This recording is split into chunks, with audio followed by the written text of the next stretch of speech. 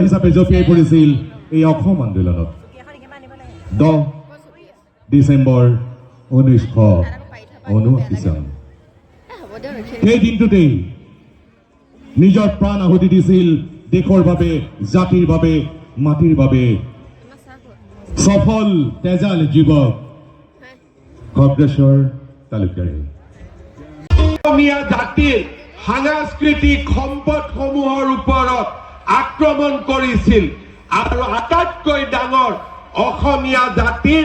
অৰ্থনৈতিক স্বাধীনতাৰ ওপৰত তেওঁলোকে আক্ৰমণ আৰম্ভ কৰিছিল এনেকুৱা এটা দিন আহিছিলে